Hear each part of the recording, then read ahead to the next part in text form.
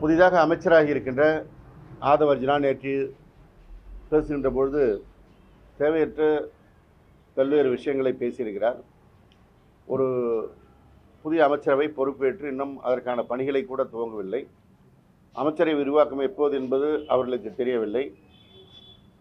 ஒரு தடுமாற்றமான சூழலில் அவர்கள் இருக்கின்ற நேரத்தில் என்ன சொல்லப்போனால் அவர்கள் மீது பொதுமக்களே குற்றச்சாட்டுகளை எழுப்புகின்ற ஒரு சூழலை ஆட்சி பொறுப்பு என்ற குறுகிய நாட்களில் 10 நாட்களில் அந்த சூழலை ஏற்படுத்தி கொண்டு தேவையற்ற வகையில் திராவிட முன்னேற்ற கழகத்தை விமர்சனம் செய்வதை தன்னுடைய வேலையாக வைத்துக் கொண்டிருக்கின்றார்.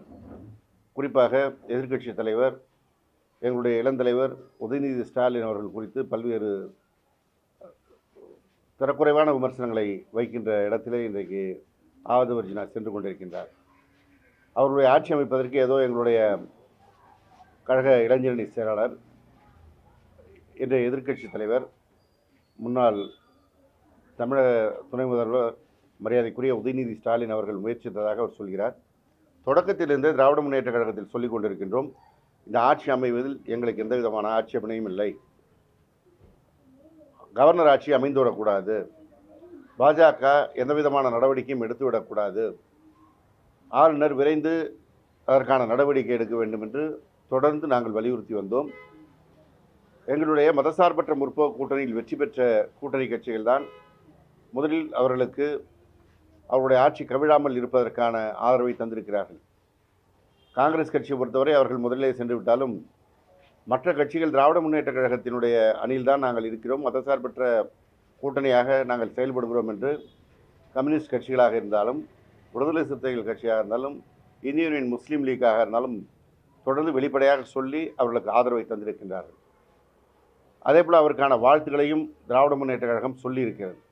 ஆனால் அதையெல்லாம் விடுத்து ஏதோ அந்த ஆட்சி வருவதை உதயநிதி ஸ்டாலின் அவர்கள் தடுப்ப முனைந்தது போன்ற ஒரு குற்றச்சாட்டை வைத்துக்கொண்டு குதிரை பேர அரசியல் நடத்துகின்ற அவர்கள் இன்றைக்கு மீண்டும் இதே மக்களிடத்தில் அனுதாபம் பெறலாமா என்று முயற்சிக்கிறார்கள். அவர்கள் ஒவ்வொரு சம்பவத்தின் போதும் எப்படியாவது மக்களிடம் அனுதாபம் பெறுவது மாத்திரமே தங்களுடைய வழக்கமாக கொண்டவர்கள். இன்னும் வெளிப்படையாக சொல்ல வேண்டும் என்றால் கரூரில் நடைபெற்ற சம்பவத்திற்கு அவர்களுடைய அலட்சியத்தால், அவர்களுடைய அதிகார ஆசையால், அகங்காரத்தால், ஆணவத்தால் 41 பேர் உயிரிழந்த நிலையில் அதற்கு பொறுப்பேற்க கூட முன்வராமல் அன்றைக்கும் சிஎம் சார் என்று ஒரு வீடியோ வெளியிட்டு மக்களுடைய கவனத்தை திருப்பினார். தேவையற்ற கட்சிகளுக்கெல்லாம் பதில் சொல்ல வேண்டாம் என்று நாங்கள் தவிர்த்த காரணத்தினால் அதையே தனது மூலதனமாக்கி பொதுமக்களிடத்திலே தொடர்ந்து ஒவ்வொரு விஷயத்திலும் ஏதோ அவருக்கான நெருக்கடியை திராவிட முன்னேற்ற கழகம் தந்தது போல முதலிலே கட்டமைத்து கொண்டு வந்தார். தேர்தல் நேரத்தில் ஆட்சி அதிகாரம் என்பது தேர்தல் கமிஷன் கையில் இருக்கும். அந்த நேரத்தில் அவர் பிரச்சாரத்திற்கு காவல்துறை அனுமதி கொடுக்காதை கூட திராவிட முன்னேற்ற கழகம் செய்தது போல சொல்லி வந்தார். வாங்கிய அனுமதி கூட பிரச்சாரம் செய்யாமல் தவிர்த்தவர்கள் அவர்கள். ஆனால் ஒவ்வொரு முறையும் திராவிட முன்னேற்ற கழகத்தின் மீது சொல்லி வந்தார்கள். இப்பொழுதும் அதையே இப்படி பொய் குற்றச்சாட்டை அள்ளி வீசினால் நாங்கள் பேசாமல் இருப்போம் என்று நினைத்து கொண்டிருக்கிறார். இது குறித்தான விளக்கத்தை எல்லோரும் சொல்லியிருக்கிறார்கள், நாங்கள் மறுத்திருக்கிறோம். விடுதலை சிறுத்தைகள் கட்சி தலைவர் எழுச்சி தமிழர் அண்ணன் தொல் திருமாவளவன் அவர்கள் விளக்கம் அளித்திருக்கிறார். அதிமுகவுடைய பொதுச் செயலாளர் எடப்பாடி பழனிசாமி அவர்கள் இதற்கு விளக்கம் தெரிவித்திருக்கிறார். கம்யூனிஸ்ட் கட்சியின் மூத்த தலைவர் மரியாதைக்குரிய பேபி அவர்கள் இது குறித்து விளக்கம் அளித்திருக்கிறார். இப்படி எல்லோரும் விளக்கம் அளித்த பிறகும் மீண்டும் அதையே பேசுகிறார். ஒரு ஆட்சி அமைந்தால் அந்த ஆட்சி அமைந்த நேரத்தில் அந்த ஆட்சி அமைந்தனுடைய மகிழ்ச்சியில் அதற்கான நடவடிக்கைகளை துவங்குவதுதான் ஒரு கட்சியுடைய நடவடிக்கையாக இருக்கும். ஆனால் இன்றைக்கு ஆட்சி அமைத்திருக்கின்ற தாவக என்பது அவர்கள் எதிர்பார்த்த ஒரு சூழல் அமையாமல் ஒரு தொங்கிய நிலையில் அவர்கள் இருக்கிறார்கள், மற்றவருடைய ஆதரவை தேடிய நிலையில் இருக்கிறார்கள். அந்த நிலையிலே அவர்கள் மற்றவர்கள் மீது குற்றம் சுமத்தி இதன் மூலம் மக்களிடத்தில் மறுபடியும் அனுதாபத்தை தேடிக்கொள்ளலாம் என்ற முயற்சியில்தான் இது ஆதவ அர்ஜுனுடைய பேச்சு இருக்கிறது. ஆனால் சட்டமன்றத்தில் எங்களுடைய திராவிட முன்னேற்ற கழகத்தின் சட்டமன்ற கட்சி தலைவர், தமிழ்நாடு அரசினுடைய எதிர்க்கட்சி தலைவராக இருக்கிற மரியாதைக்குரிய உதயநிதி ஸ்டாலின் அவர்கள் எழுப்பிய கேள்விக்கு இன்னும் பதில் சொல்லவில்லை. அதே போல் சட்டமன்றத்தில் தேசிய பொறுப்பு திராவிட கழகத்தின் பொதுச் செயலாளர் மரியாதைக்குரிய பிரேமலதா விஜயகாந்த் அவர்கள் எழுப்பிய கேள்விக்கும் பதில் சொல்லவில்லை. அங்கே பல்வேறு குரல்கள் இதை ஒட்டியே எழுந்தன. இந்த அரசு குதிரை பேரம் நடத்தி தான் தங்களுடைய மெஜாரிட்டியை நிரூபிப்பதற்கு துடிக்கிறார்கள். நானே கூட அன்றைக்கு பேட்டியில் சொல்லியிருக்கிறேன். அவர்களுக்கு தேவையான ஆதரவு 120 என்கின்ற எண் வந்துவிட்டது. ஆனால் அதற்கு மேலும் அதிமுகவை உடைத்து அதன் மூலமாக இன்றைக்கு தங்களுடைய எண்ணிக்கையை கூடுதலாக்குவதற்கு துடிக்கிறார்கள். திராவிட முன்னேற்ற கழகத்தை தீய சக்தி என்றும் அதிமுகவை ஊழல் சக்தி என்றும் சொல்லி தாங்கள் தான் தூய சக்தி என்று சொன்னவர்கள் இன்றைக்கு அரசியல் அதிகாரத்திற்காக அதிமுகவை உடைக்கின்ற பணியை வெளிப்படையாக செய்திருக்கிறார்கள். அந்த கட்சிக்கு பொதுச் செயலாளர் இருப்பவர் எடப்பாடி பழனிசாமி, சட்டமன்ற கட்சி தலைவர் எடப்பாடி பழனிசாமி. ஆனால் அவரை விடுத்து சி.வி. சண்முகம் என்கிற முன்னாள் அமைச்சர் தலைமையிலாக இருக்கின்ற குழுவை போய் விஜய் சந்தித்தார்.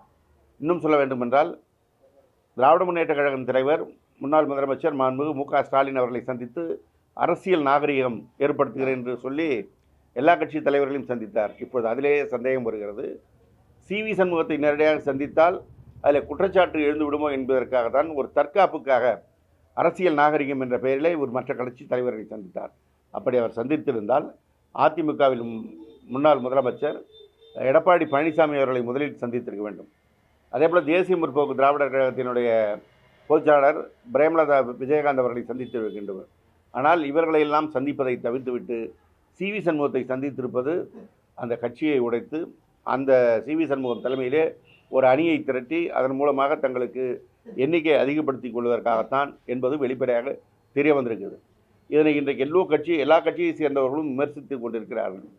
அதேபோல் அமமுகவுடைய உறுப்பினர் காமராஜ் அவர்களை அந்த கட்சியினுடைய பொதுச் செயலாளர்களுடைய அனுமதி இல்லாமல் நேரடியாக அவரிடத்தில் ஆதரவு கேட்டு அவரை கூப்பிட்டு வந்து அது குறித்து டிடிவி தினகரன் அவர்கள் பல்வேறு விமர்சனங்களை எழுப்பி காமராஜும் தான் தாவேகா ஆட்சிக்கு ஆதரவு தரவில்லை என்று சொல்லி கவர்னர் மாளிகைக்கு சென்றவர் சட்டமன்றத்திலே வந்து நான் இந்த கட்சிக்கு ஆதரவு என்று சொல்கிறார் என்றால் வெளிப்படையாக இது குதிரை பேரம்தான் என்பதை வெளிப்படுத்தியிருக்கிறார்கள். இப்படி எல்லா விதத்திலும் செய்துவிட்டு ஆதவர்ஜுனா இன்றைக்கு தேவையற்ற பேச்சுக்களை எல்லாம் பேசி வருகிறார். அரசியல் களம் என்பது இன்றைக்கு இருப்பது போல் நாளைக்கு இருக்காது, நாளைக்கு இருப்பது போல் நாளை மறுநாள் இருக்காது, எந்த நேரத்திலும் மாறக்கூடியது. ஆட்சிக்கு வந்து அமைச்சர் என்ற பதவியில் அமர்ந்தவுடன் ஒட்டுமொத்த தமிழகமும் தன் காலடியில் வந்து விட்டது போல் ஆதவர்ஜுனா நினைத்து கொண்டிருக்கிறார். ஒருவேளை தாவேக்கா அவர் கொடுத்த பணத்திற்கு அவரிடத்தில் கட்டுப்பாட்டில் இருக்கலாம். ஆனால் தமிழகம் முழுவதும் அவர்கள் கட்டுப்பாட்டில் இல்லை என்பதை அவர் மனதிலே கொள்ள வேண்டும். ஆட்சி அதிகாரம் இன்றைக்கும் நிலைத்திருப்பதில்லை. அந்த அதிகாரத்தை இன்றைக்கு வந்துவிட்ட காரணத்தினால் தேவையற்ற விமர்சனங்களை வைக்கிறார்.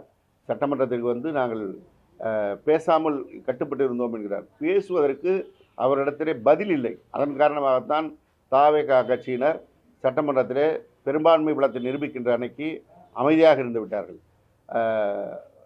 முதல்வர் விஜய் அவர்களும் சட்டமன்றத்தில் பேசாமல் வீட்டுக்கு போய் அங்கே ட்விட்டரில் பதில் போடுகிறார் என்றால் களத்தில் நின்று பதில் சொல்வதற்கு அவர்களிடத்தில் தகுதி இல்லை, அருகதை இல்லை, அதற்கான நேர்மை இல்லை.